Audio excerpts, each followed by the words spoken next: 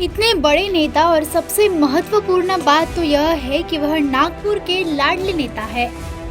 तो नितिन गडकरी के नागपुर डेवलपमेंट पर एक नज़र डालना तो बनता ही है। नागपुर, जिसे महाराष्ट्र का उदय कहा जाता है, पिछले कुछ वर्षों में एक उभरते हुए स्मार्ट सिटी के रूप में विकसित हुआ है। इस विकास यात्रा में केंद्रीय मंत्री नितिन गडकरी की भूमिका महत्वपूर्ण रही है। उन्होंने नागपुर के इंफ्रास्ट्रक्चर, ट्रांसपोर्ट, पर्यावरण और आर्थिक विकास में अहम योगदान दिया। गडकरी के नेतृत्व में नागपुर में कई महत्वपूर्ण प्रोजेक्ट शुरू किए गए। नागपुर मुंबई समृद्धि महामार्ग इस क्षेत्र का सबसे बड़ा इंफ्रास्ट्रक्चर प्रोजेक्ट है, जिससे नागपुर में मुंबई की दूरी सिर्फ 8 घंटे में तय की गई है। इस कारण व्यापार में भारी तेजी आई है। Metro rail projects MahaMetro Nagpur में एक बड़ी उपलब्धि है। इसका उद्देश्य शहर में यातायात को आसान बनाना और प्रदूषण को कम करना है। इसके साथ ही शहर में इलेक्ट्रॉनिक बस और सीएनजी स्टेशन भी लाए गए हैं, जिससे हरित परिवहन को बढ़ावा मिलेगा। शहर में बड़े स्तर पर वृक्षारोपण हुआ है और वाटर हार्वेस्टिंग तथा सोलर प्रोजेक्ट्स को बढ़ावा मिला है। नाग नदी पुनरीकरण योजना भी इस दिशा में एक सकारात्मक कदम है। रोजगार और इंफ्रास्ट्रक्चर की बात करें तो मेगा प्रोजेक्ट्स है जो नागपुर को लॉजिस्टिक हब में बदल रहा है।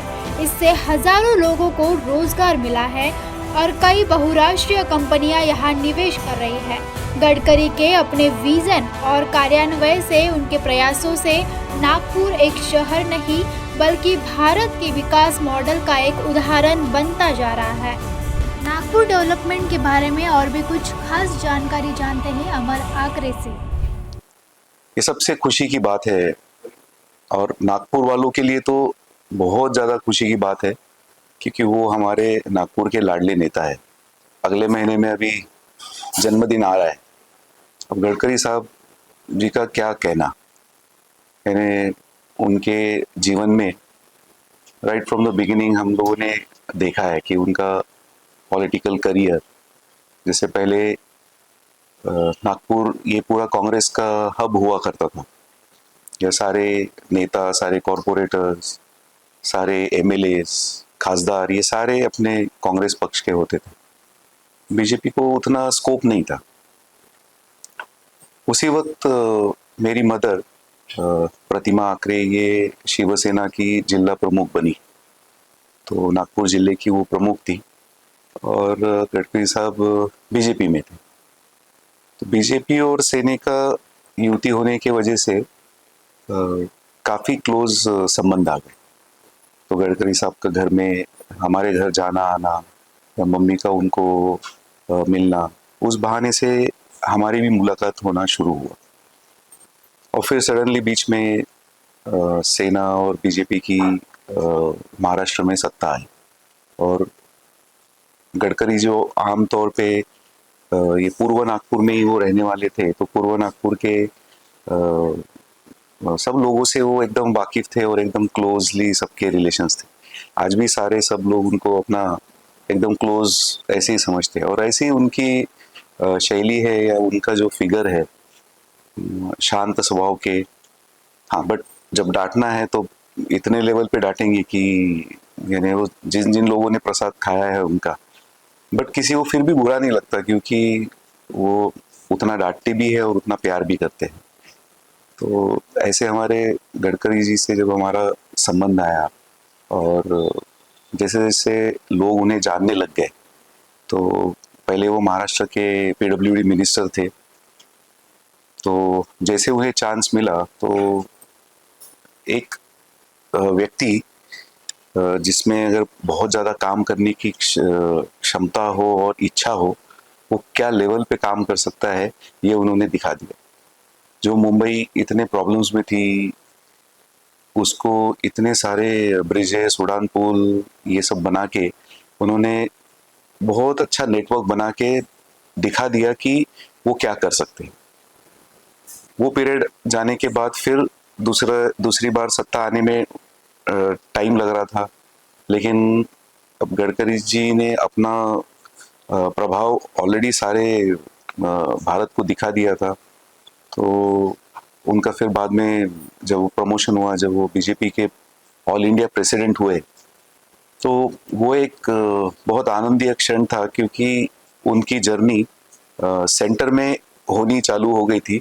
और ये नागपुर के लिए हम सब उस वक्त डिस्कस करते थे। अभी नागपुर को हम महाराष्ट्र का पिछड़ा ये स्टेट या टाउन बोला करते थे, क्योंकि सारा डेवलपमेंट पश्चिम महाराष्ट्र में होता था, इधर कोई ध्यान नहीं देता था। और गडकरी जी को वो खलता था, उनके बातों से वो दिखता था कि इधर हमें कुछ नागपुर के लिए कुछ ज़्यादा मिलता नहीं है, या विदर्भ के लिए कुछ ज़्यादा मिलता नहीं। तो जैसा उन्हें चांस मिला और जैसे वो नेशनल प्रेसिडेंट बने, फिर कैबिनेट जैसे मिनिस्टर बने, उसके बाद आपने देख ही लिया नागपुर का क्या चेंज कर दिया उन्होंने। यानी वैसे ही वो आदमी में क्षमता नेशनल नहीं, इंटरनेशनल लेवल की क्षमता है।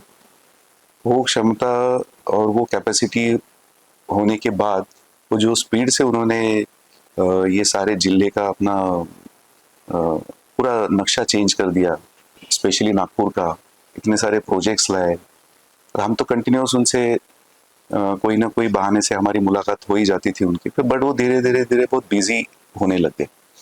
मुझे याद है जब वो घर पे आते थे या कहीं मिलते थे, तो उन्हें खाने का बड़ा शौक था। He was very interested in food. जो फूडी बोलते ना हम, से टिपिकल आइटम्स जैसे आलू बोंडा उनका बहुत फेवरेट हुआ करता था।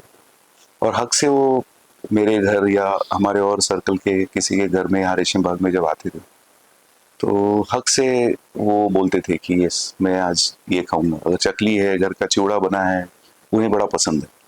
तो खाने के मामले में तो डेफिनेटली वो बहुत ही फूडी है, और बहुत कुछ सीखने लायक है। यानी हमारी तो कोई तुलना नहीं है, बट एज अ पर्सन और एज अ लीडर जब जब भी हम उनसे मिलते हैं या उनका काम देखते हैं, या अभी बीच में मेरे इंजीनियरिंग के फ्रेंड्स दिल्ली में रहते हैं, तो नॉर्थ में यानी दिल्ली पंजाब उस तरफ, तो कभी जाना होता है उनके तरफ, तो जब वाहवाही सुनते हैं या वहाँ के जो हमारे पहचान के लोग भी नहीं है, लेकिन उन्हें महाराष्ट्र का लीडर अगर कोई पूछा जाए तो सबको पता है कौन है गडकरी जी, क्योंकि ये उनकी लोकप्रियता है, ये उनकी क्षमता है।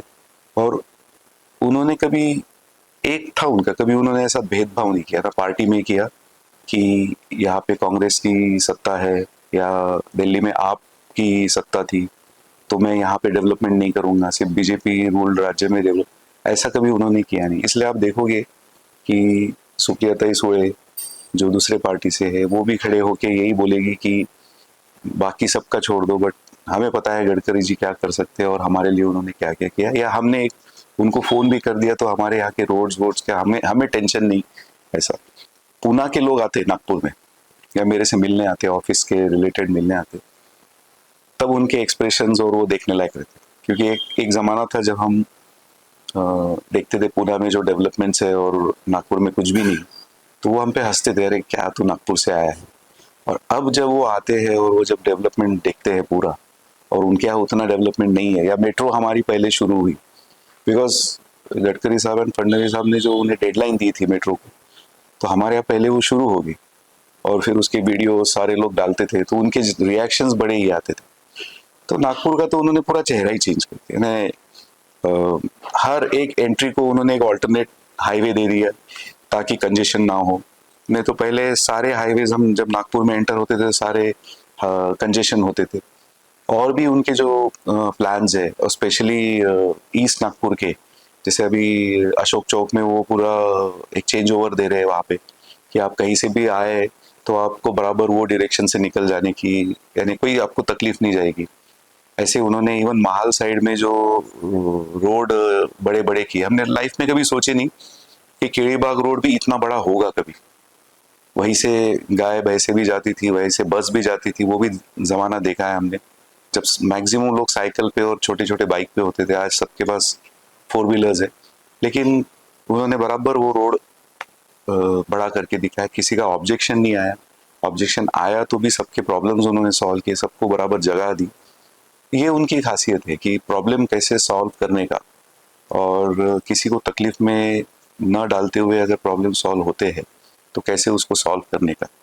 और उनका मैसेज एकदम क्लियर रहता है बिल्कुल, अदरवाइज इतने काम ही नहीं हुए रहते कि ये मुझे करना है, आप अच्छे से सपोर्ट करो तो सब अच्छा होगा, आपको एजिटेशंस करना है तो भी मुझे रास्ते पता है, प्रॉब्लम्स में आप ही जाओगे, मिलेगा कुछ नहीं, आप एजिटेट करते रहोगे, मैं रास्ता बना लूंगा, मैं ब्रिज बना लूंगा, मैं बराबर वे आउट निकलूंगा। ये कैपेसिटी वो बंदे में है।